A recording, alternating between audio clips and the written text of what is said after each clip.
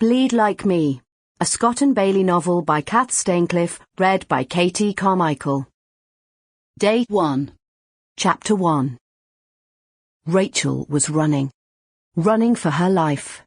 Air burning like acid in her chest, feet pounding the tarmac.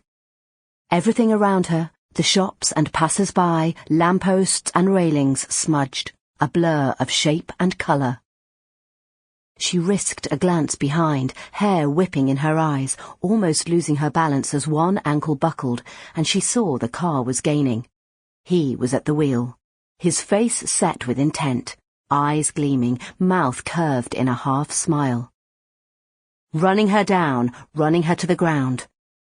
For a moment, her legs stalled, numb, weak as string, before she took flight again.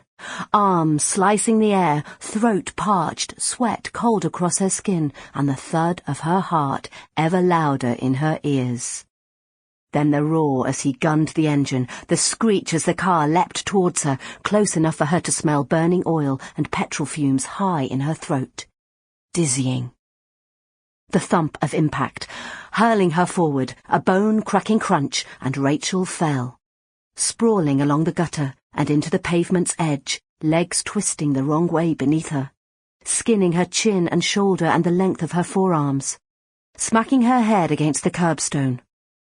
A jolt that turned the world black and brought vomit scalding her gullet.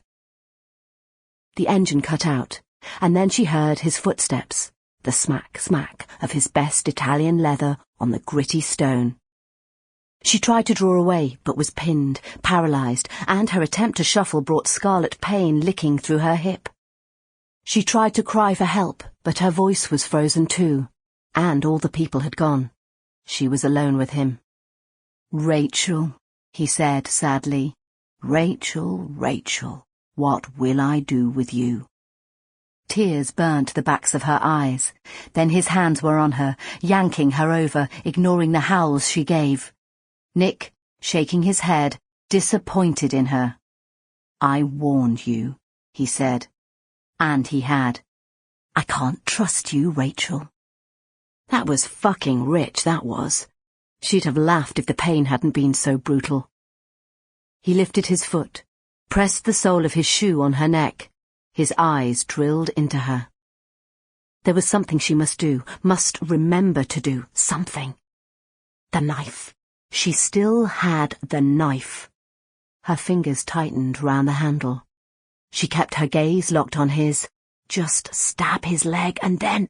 "We could have been so good, but you wouldn't listen, would you? Threatening me, you silly bitch." He pushed down, his mouth tightening with the effort, crushing her windpipe. She raised the knife, so heavy, her arm spasming with cramp, and plunged the blade into his calf, and heard the sudden high scream, half pain, half rage, that he gave as he stumbled back. Rachel couldn't move. Her legs wouldn't work. Nick bent over her, grabbed her hand, peeling back her fingers to get the knife. "You bitch! You mad bitch!" He spat the words, spittle landing on her face. "Bastard," Rachel whispered. He had the knife. She would not beg. He moved closer, the knife ready, smeared with his blood, his eyes brilliant with hatred. He touched the tip of the knife to her cheek. "I've got to kill you," he said softly. "You know that." Panic skittered in her chest, making her shudder uncontrollably. The pain from her hip rolled over her in waves. "Fuck you," she thought. "Fuck you, Nick Savage. Fuck you to hell and back." She lunged for his arm, determined to fight, grabbing at his wrist, but he dodged, lifting the knife away.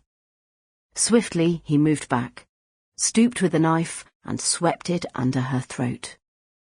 Rachel felt the spill of warm blood across her neck and down her chest, heard the gurgling noise she made, saw his smile, wide, gleeful.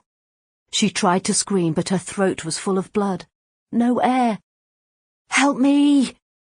She reared awake, choking, sucking in breath, the knife in her hand.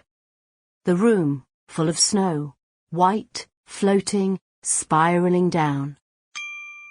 Sample complete. Ready to continue?